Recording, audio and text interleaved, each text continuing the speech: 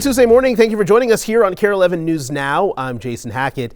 Let's get to your headlines. Wall Street likely in for another roller coaster day as President Trump doubles down on his plan, raising taxes on nearly every product imported into the U.S. Right now, the Dow starting off in the green. The president is now threatening even harsher tariffs on China if that country doesn't back down in the escalating trade war. Meanwhile, the Supreme Court is giving the Trump administration attempts here to deport alleged Venezuelan gang members a boost. NBC's Alice Barr has the very latest from Washington. Hi there. As pushback grows over President Trump's tariff strategy, with the next round set to hit tomorrow, at least 7 Republican senators signed on to a bill to give Congress more power over tariffs. The president, undeterred, has already threatened to veto it. This morning, growing fallout to President Trump's sweeping tariffs, from wild stock market swings to top business leaders sounding the alarm, including billionaire Trump backer Bill Ackman, warning of a potential self-induced economic nuclear winter and calling for a pause. We're not looking at that. We have many countries that are coming to negotiate deals with us, and they're going to be fair deals. President Trump adamant it's worth the pain to restore U.S. manufacturing and reshape global trade, meeting with Israel's prime minister, who promised to serve as a model. We will eliminate the trade deficit with the United States. On Capitol Hill, Democrats highlighting the instability and rising consumer prices, calling the tariffs a tax on the American people. As many Republicans stand by President Trump, I think you got to give the president the latitude. Some are voicing concerns about the effects of high tariffs and a prolonged and widespread trade war. That is going to be really bad for Texas and really bad for America. Republicans are celebrating a Supreme Court ruling, throwing out a lower judge's order that blocked the Trump administration from deporting migrants under the rarely used wartime Alien Enemies Act. However, the justices ruled 5-4 that migrants must first be given due process, something immigration law experts say has been sorely lacking. Offering absolutely no chance for people to go before any kind of decision maker and say, hey, you got the wrong guy. The High Court also paused a separate order to return a man wrongly deported to an El Salvador prison. Returning to trade, President Trump is now threatening to increase tariffs on Chinese goods another 50%, for a total of 104% if China does not withdraw its retaliatory tariffs. The Chinese Ministry of Commerce calling that a mistake upon a mistake, promising to fight to the end. In Washington, I'm Alice Barr. Back to you. Well, happening this morning, a U of M grad student detained by ICE is expected in front of a judge for a bond hearing. This comes as we get new information about why he was detained in the first place. The memo sent to ICE from the U.S. State Department states U of M international student Duhukan Gonaiden, quote, poses a threat to U.S. public safety due to a drunk driving conviction in 2024. His attorney argues the termination of his student status was unlawful, writing misdemeanor nonviolent offenses such as his criminal conviction do not meet this threshold for termination based on criminal history. Developing right now, historic flash flooding impacting millions across the South and in the Midwest following days of nonstop rain. We know this morning at least 23 people were killed in the last week from the flooding and destructive tornadoes. Over in Cincinnati, the Ohio River is hitting levels not seen in 7 years. Take a look at these images here. You can see floodwaters submerging cars and roads and an outdoor amphitheater. Officials saying you can't get to some restaurants on the river without a boat. The section of the river is expected to stay in the moderate flood stage through tomorrow. And then take a look at what it looks like in parts of Tennessee right now. Homes and roadways completely flooded, leaving thousands stranded and without power. Several rivers in the state, including the Mississippi, are expected to crest later this week. Officials are now warning people to hold off on the cleanup process until that happens. Also in Tennessee, it's been a week since a deadly EF3 tornado ripped through Selmer, which is about 2 hours west of Memphis. Homeowners there are still sifting through what's left of their homes, looking to rebuild their lives. Bria Bolden has more on the recovery. 4 people died right here on New Bethel Road. Now emergency crews are working to rebuild, and homeowners are returning to their homes. homes to find them either damaged or completely gone. 4 people died right here on New Bethel Road. Now emergency crews are working to rebuild, and homeowners are returning to their homes to find them either damaged or completely gone. 4 people died right here on New Bethel Road. Now emergency crews are working to rebuild, and homeowners are returning to their homes to find them either damaged or completely gone. Rodney Proctor, his daughter, and grandkids are cleaning up what's left of his home. Several of his neighbors died after an EF3 tornado hit the town of Selmer. He's lived here for 3 years and was at work when the tornado hit his neighborhood. After seeing the damage late last week, he came back today to start looking at what he lost. Weird seeing it at first because, I'd seen drone footage, but I didn't think it was this bad. It looks like it's going to be a long road to recovery.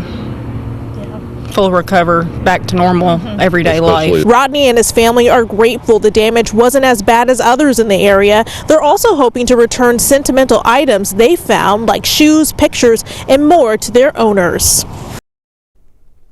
The Metropolitan Council met with some tough love yesterday about the Southwest Light Rail project. It's the largest public works project in the state's history, boasting 14 miles of track, 16 train stations, and new bridges and tunnels. It's supposed to be right now connecting Eden Prairie with downtown Minneapolis, with several spots along the way.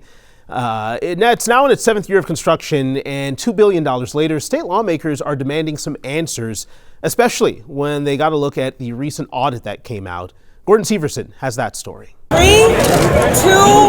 1, throw! Nearly 7 years ago, local leaders broke ground on the Southwest Light Rail project. Back then, the budget was around $2 billion, with a completion date of 2023.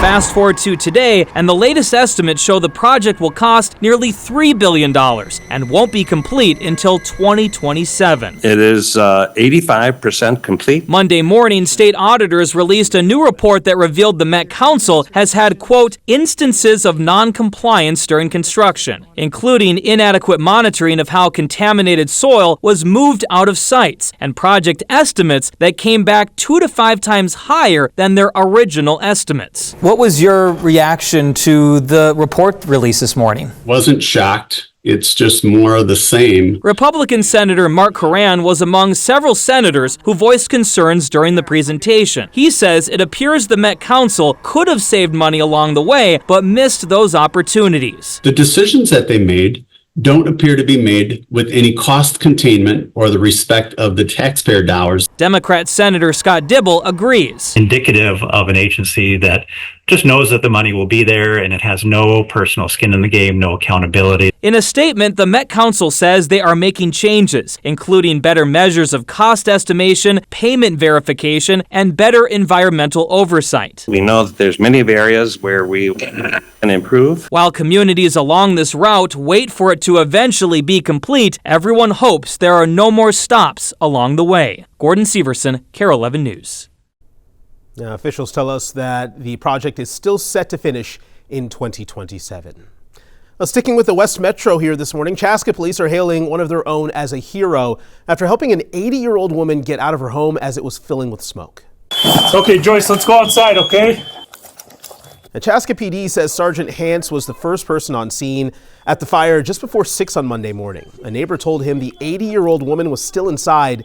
Sergeant Hance went into the home and found her and helped her get out safely. Police say it took just 5 minutes from when they got the 911 call to when the two of them were outside. Thankfully, police say no one was hurt. Big shout out to that sergeant this morning. Truly a hero. A major step for Minnesota's cannabis industry. An administrative judge approved the rules governing the adult use cannabis market, a step that allows the state to issue business licenses. That process can start once the rules take effect later this month. The State Office of Cannabis Management says business license lotteries will happen this summer.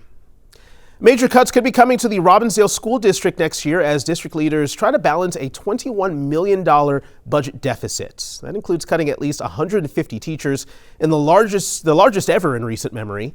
The board last night also talked about increasing class sizes that in some cases include as many as 31 students, also cutting activity school buses. It gives us a much clearer picture of how difficult the fall is going to be as we lose all those helping hands and heads in the game. It's going to be a different show. This is a months-long process since the superintendent said an accounting error last year plunged the district deeper into debt. The board will have to approve a budget by June. Heads up here if you're traveling at all this year. Real ID enforcement begins in less than a month, so come May 7th to fly within the country or even visit certain federal facilities, including courthouses and military bases, you're going to need a Real ID compliant document. That could be a passport, a Real ID, or an enhanced ID. An enhanced ID is a step above a Real ID and allows for travel to Mexico, Canada, Bermuda, or the Caribbean. It's real as it's going to get. May 7, 2025 is the enforcement date. This all stems right back from 9/11. And you have that identification that you are indeed who you say you are. If you still need to apply for a Real ID, you need to have the right documents, one that proves your identity, like a passport or a birth certificate, and then 2 documents proving you live in Minnesota, for example, a driver's license and a utility bill. Well, this is really cool. Have you seen this yet? These are dire wolves brought back from extinction by a company called Colossal Bioscience. Their scientists say they use gene editing to modify traits of existing animals to make these guys. They also use DNA from a 13,000-year-old tooth and a 72,000-year-old skull to create the pups.